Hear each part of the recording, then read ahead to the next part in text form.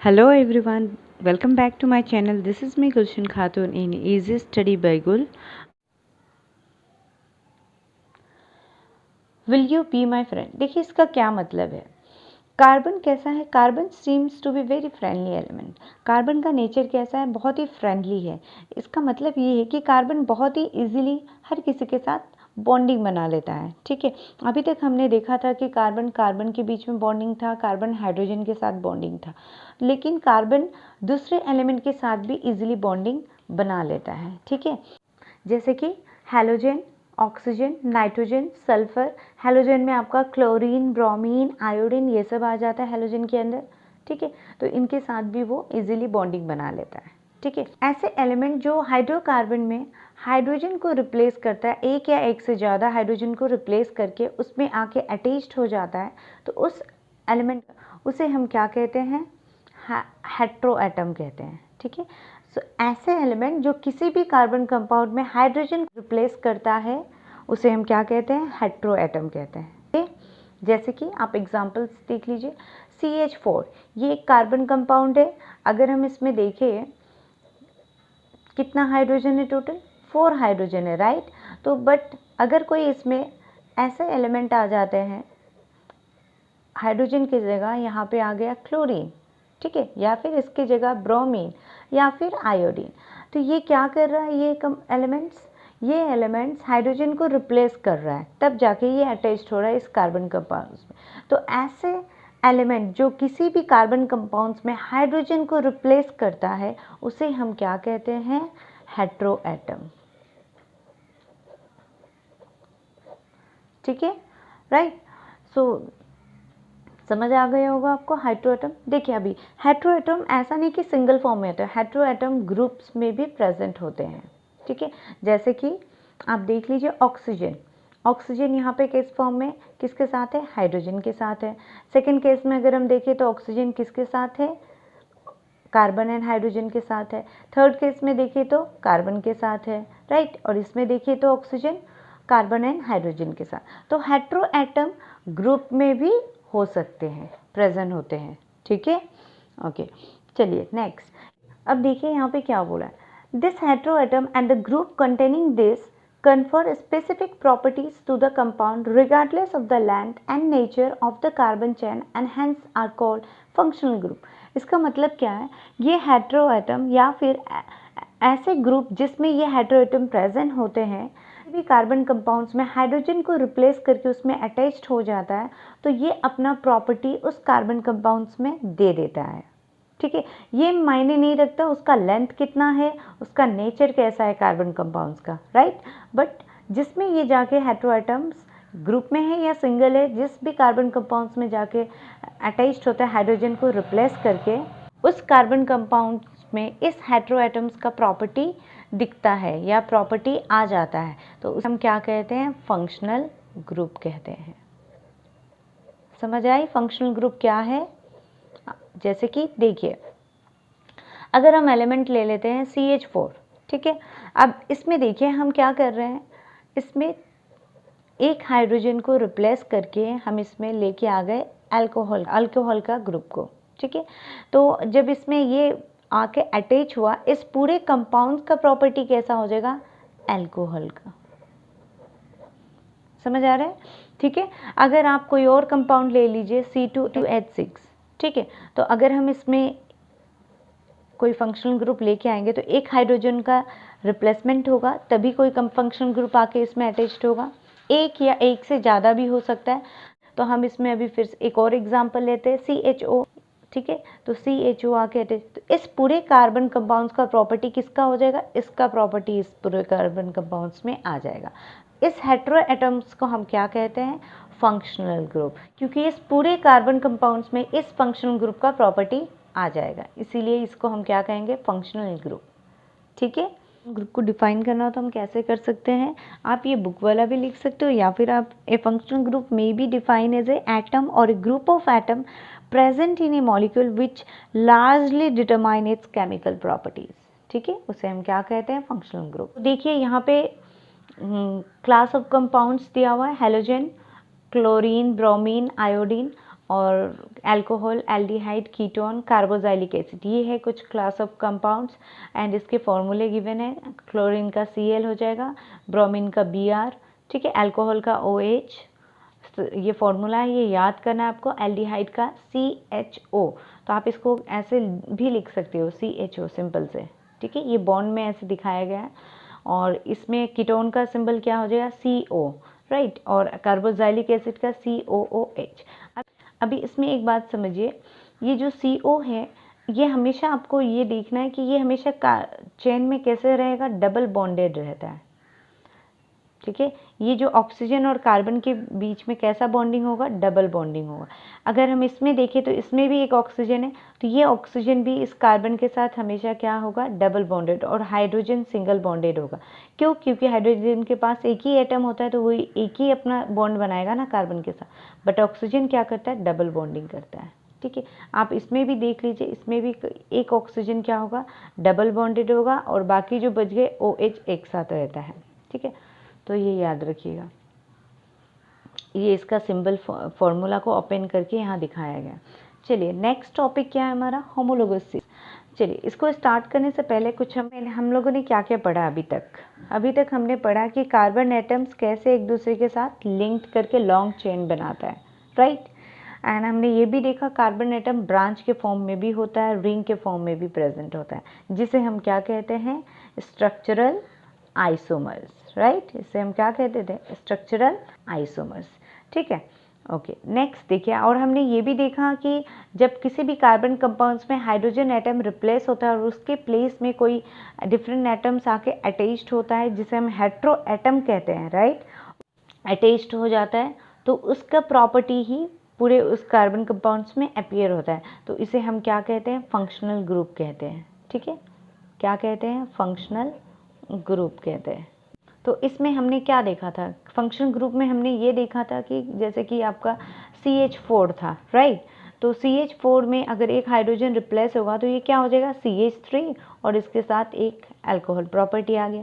Again हम इसका अगर दूसरा कंपाउंड ले ले कार्बन का, तो C2H6 होता है ना, C2 क्या होता है, इसका C2H6 होता है, बट अगर एक हाइड्रोजन रिप्लेस होगा तो ये क्या बन जाएगा, C2H5OH आ जाएगा, ठीक है। अगर इसका तीसरा कार्बन कंपाउंड ले ले तो C3H8 होता है, ठीक है, तो बट एक हाइड्रोजन रिप्लेस होगा तो ये क्या हो जाएगा, C3H7OH आ जाएगा इसमें, ठीक है। एंड अगर हम और एक कार्बन कंपाउंड्स देखें तो C4H10 होता है, और अगर एक हाइड्रोजन रिप्लेस होगा तो ये क्या हो जाएगा, H9OH, राइट। तो हम ये क्या देख रहे हैं, इसमें सेम फंक्शनल ग्रुप प्रेजेंट है, राइट।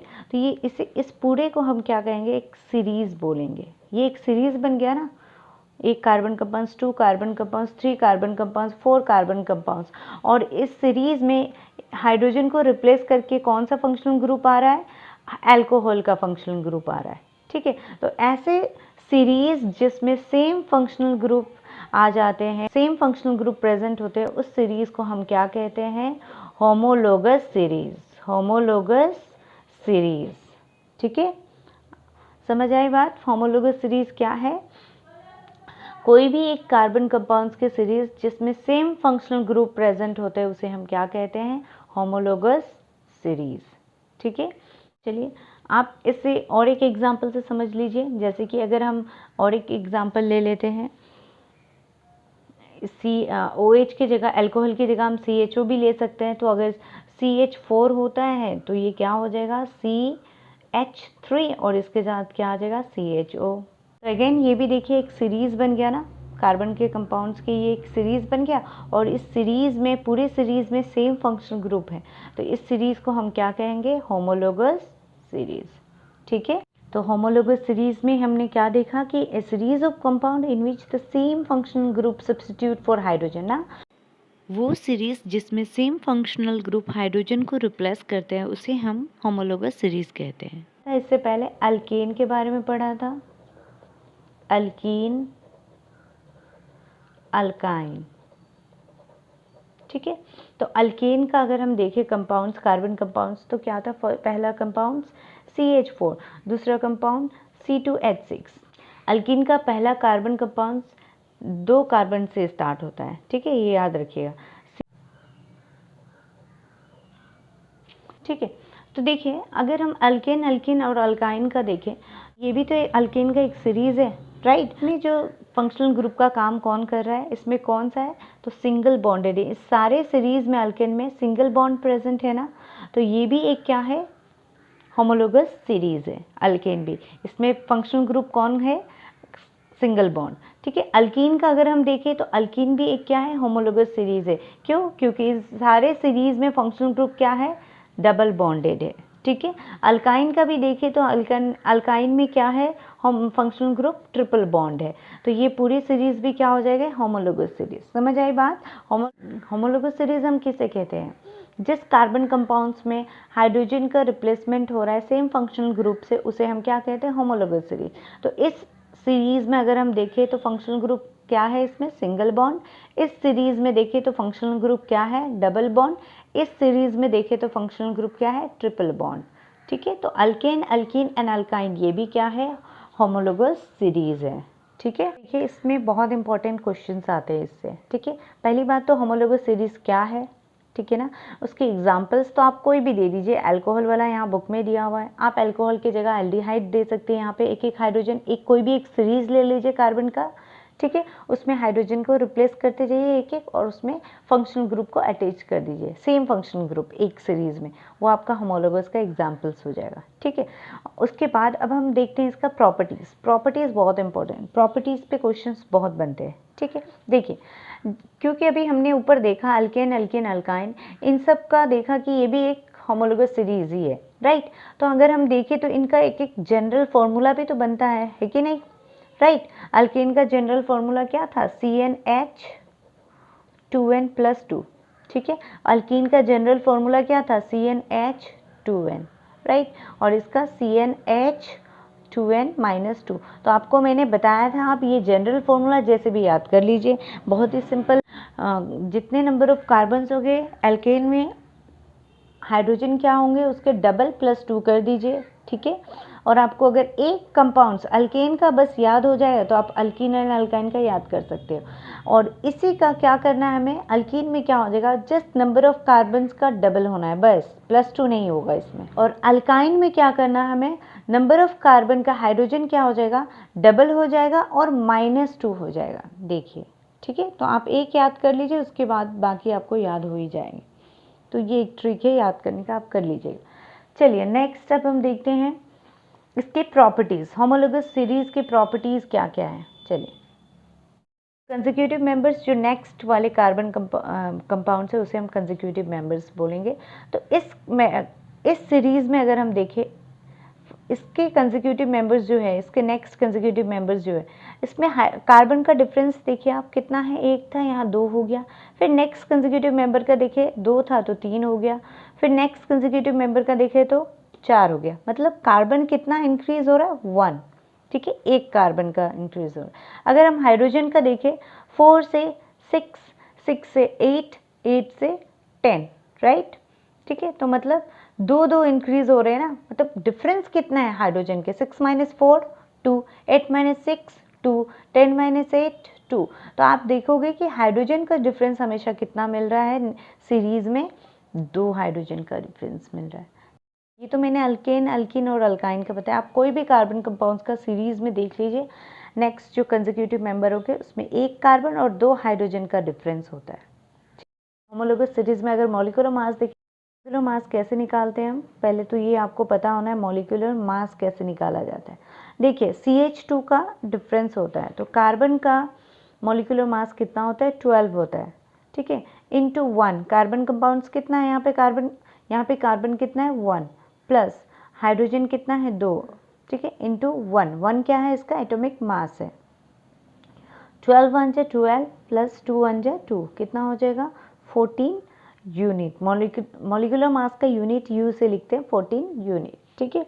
कार्बन के कंसेक्यूटिव मेंबर्स में अगर हम देखेंगे तो हमेशा मॉलिक्यूलर मास में भी आपको कितना डिफरेंस इन मॉलिक्यूलर मास दिखाई देगा, 14 यूनिट्स दिखाई देगा, ठीक है। जैसे जैसे आप नीचे बढ़ोगे आपको मॉलिक्यूलर मास में हमेशा कितना डिफरेंस मिलेगा, 14 यूनिट्स का डिफरेंस मिलेगा, ठीक है। तो प्रॉपर्टी हो जाएगा। कि 2 consecutive members differ by H2 groups, ठीक है, कितने का डिफरेंस होता है 1 CH2 ग्रुप्स का, ठीक है। And difference in molecular mass कितना हो जाएगा, 2 consecutive members difference in molecular mass is 14 unit, ठीक है। ये नेक्स्ट देखिए, अभी यहाँ पे क्या बोला है, molecular mass increase in any homologous series a gradation in physical properties in. देखिए भी सीरीज में अगर आप नीचे की तरफ जाओगे, सीरीज के डाउनवर्ड जाओगे तो मॉलिक्यूलर मास क्या होगा, बढ़ते जाएगा, राइट। तो मॉलिक्यूलर मास में इंक्रीज हो रहा है तो उसके वजह से उसके फिजिकल प्रॉपर्टीज में भी क्या आएगा, चेंजेस आ जाएगा। तो फिजिकल प्रॉपर्टीज में भी आपको चेंजेस दिखाई देंगे। जैसे मेल्टिंग एंड बॉइलिंग पॉइंट भी क्या होता है, इंक्रीज हो जाता है, क्योंकि मॉलिक्यूलर मास भी इंक्रीज हो रहा है, ठीक है।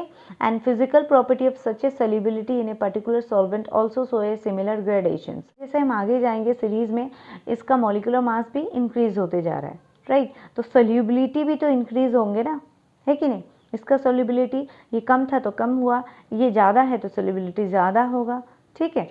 तो वही चीज़ यहाँ बोला है कि हम जैसे जैसे नीचे मॉलिक्यूलर मास इंक्रीज हो रहा है तो उसकी वजह से उसके फिजिकल प्रॉपर्टीज में भी ग्रेडेशन हो रहा है, ठीक है। हाँ, और एक लास्ट पॉइंट है जो इम्पोर्टेंट है, that chemical properties which are determined solely by the functional group remain similar homologous series. Yes, क्योंकि केमिकल प्रॉपर्टीज किसके वजह से हो रहा है, फंक्शनल ग्रुप से डिटरमाइन हो रहा है, राइट। तो उस पूरे सीरीज का केमिकल प्रॉपर्टीज क्या रहेगा, सेम रहेगा, ठीक है। बिकॉज फंक्शनल ग्रुप तो सेम है ना पूरे सीरीज में, ठीक है। तो पूरे सीरीज का केमिकल प्रॉपर्टीज में कोई चेंजेस नहीं आएगा, केमिकल प्रॉपर्टीज कैसा रहेगा, सेम रहेगा, ठीक है, because of same functional group present होने की वजह से। क्लियर है। सो यहाँ आपकी चैप्टर खत्म होते हैं, क्योंकि आपके न्यू जो सिलेबस अपडेट हुए हैं उसमें यहीं तक है आपका, ठीक है। इससे आगे आपको नहीं पढ़ना है इस चैप्टर में। Clear. Thank you for watching.